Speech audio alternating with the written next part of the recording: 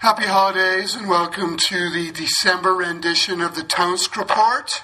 Remember, the first person to correctly identify my location and the theme of the Tonsk report wins the prize. You have to identify both. That is a new change, so don't forget about it, or you could miss out on the prize. Happy holidays, friends. A Visit from St. Nicholas by Clement Clark Moore. 'Twas the night before Christmas when all through the house not a creature was stirring, not even a mouse. The stockings were hung by the chimney with care, in hopes that St. Nicholas soon would be there. The children were nestled all snug in their beds, while visions of sugar plums danced in their heads. And Mama in her kerchief and I in my cap had just settled our brains for a long winter's nap. When out on the lawn there arose such a clatter, I sprang from the bed to see what was the matter. Away to the window I flew like a flash, tore open the shutters and threw up the sash. On the breast of the new fallen snow gave the luster of midday to objects below, when what to my wondering eyes should appear but a miniature sleigh and 8 tiny reindeer.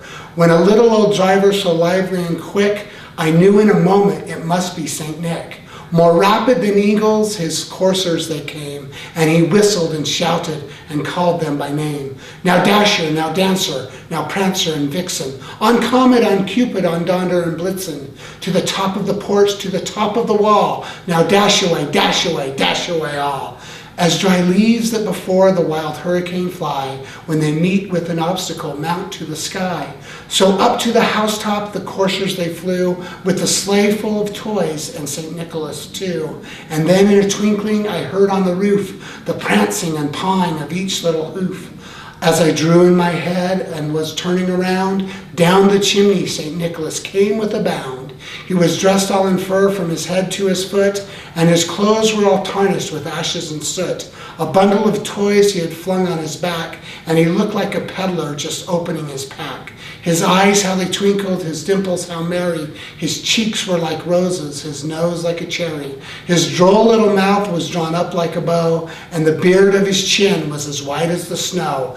The stump of a pipe he held tight in his teeth, and the smoke it encircled his head like a wreath. He had a broad face and a little round belly that shook when he laughed like a bowl full of jelly. He was chubby and plump, a right jolly old elf, and I laughed when I saw him in spite of myself. A wink of his eye and a twist of his head soon gave me to know I had nothing to dread. He spoke not a word, but went straight to his work, and filled all the stockings and turned with a jerk, and laying his finger aside of his nose, and giving a nod up the chimney he rose. He sprang to his sleigh, to his team gave a whistle, and away they all flew like the down of a thistle. But I heard him exclaim, ere he drove out of sight, "Happy Christmas to all, and to all a good night." Thank you for your attention.